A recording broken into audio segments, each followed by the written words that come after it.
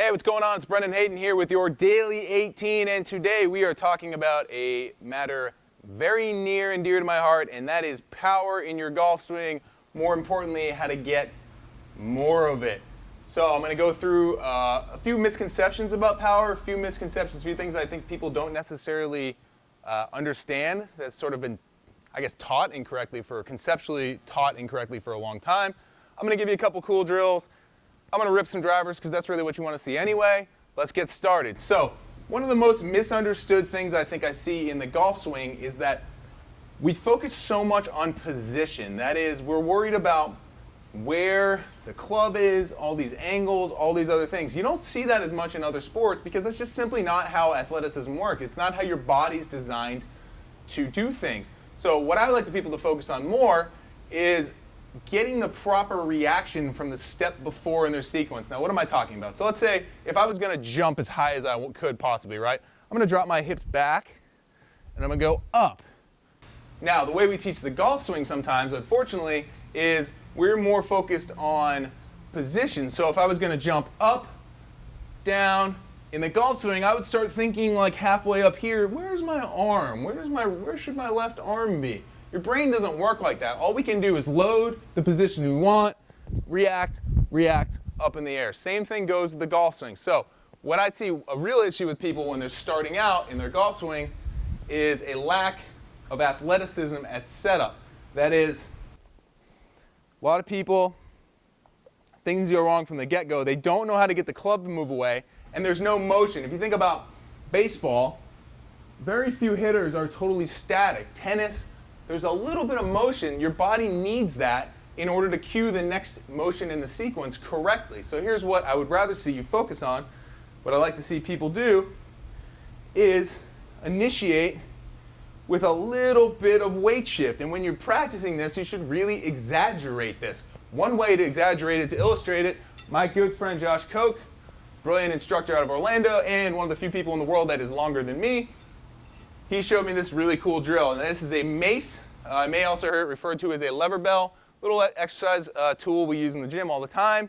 If you don't have one, not a big deal. Something with more weight on the end of it that you can swing. This is pretty heavy, but what it allows me to do is going to teach me the proper sequence of weight shift in my golf swing. So for me to take this thing away, there's got to be a little bit of a pressure shift to my right side. That is, move it there. And now as it comes along, the weight of the lever bell is going to drive me back to my middle. That's really important because some people get over to the right side, the top of their backswing. Now they have to get left and rotate their hips all in the amount of time that it takes to get through to the ball, and that just can't happen efficiently. So if you want to see really good explosive hip movement, your hips have to start moving back towards the middle as soon as you get to the top of your backswing, if not earlier. So the farthest back or to the right in my golf swing I'm going to go is that initial motion of just shifting the pressure. And as I wind up, now I'm back in that loaded position. My hips are already moving towards my target. From there, to swing the bell, I'm just going to rotate my hips around into that position. Really important, particularly with the driver, that you understand and do that correctly. Now, how do I practice this? The little dance I like to see people do is shift, and what I'm going to do to exaggerate it, I'm going to shift and just a little bit, I'm not locking my right leg out, but there's a shift up and my left knee is going to come forward. Doesn't have to do this much, kind of Jack Nicklaus, Dustin Johnson move here. And then to start my downswing, I just want to exchange those two. So here's the dance. Shift, shift, straighten, rotate, weight back to the middle. Again, using something like the mace is a really effective way to do that. And what I want to do from there, and this really brings me to another misconception. Again, we talked about positions initially being kind of one of the bigger misconceptions in the golf swing. Second biggest misconception, or should I say, second thing I think that has been explained incorrectly and took me a long time to understand, conceptualize correctly, is that early extension coming out of your posture, etc., is mainly a physical problem.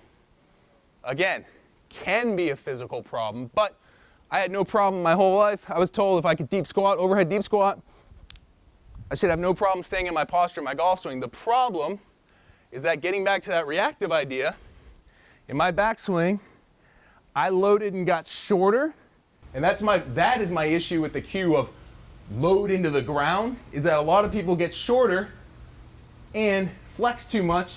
What does your body want to do after it's flexed? Just like I'm jumping, I want to go up and forward. Up, forward. That movement look familiar to anybody? A little bit? So what I want to do instead is I want to do my little dance. I want to go there. Now this leg wants to react by driving that way and bending. This leg wants to straighten. What I immediately noticed is that I had a lot less problem staying in my posture. So let's put it all together. Should we? Shall we? Shall we? As we get into our setup,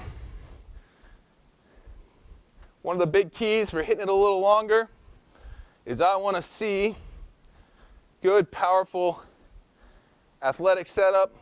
That first motion, I'm going to shift to my right side, load the hips, and then I'm just going to rock and roll. And I'm going to pop it up straight in the air. Sweet. That's why we do this live, so silly things can happen. Let's try that again. First swing of the day. All right, let's try this again here.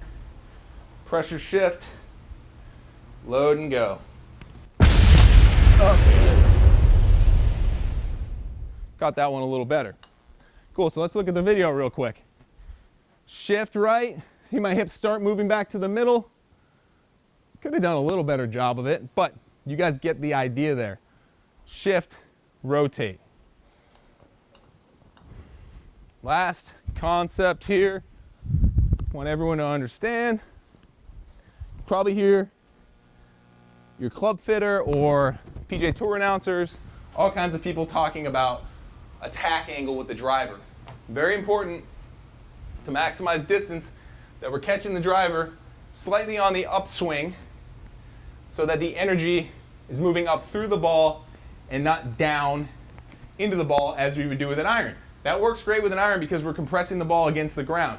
The driver doesn't have anything to compress the ball against, so all you're going to get is a spin up the face, spinny kind of floaty drive. Again, some guys on the PGA Tour hit a little bit down on it. Guess what?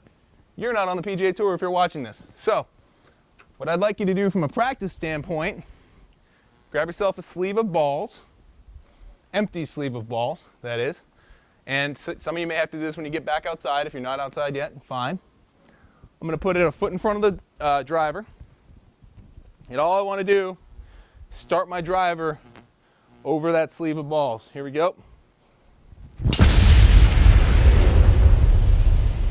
All right, so we got to notice here, 5.3 attack angle. Let's watch this one more time. Pretty good.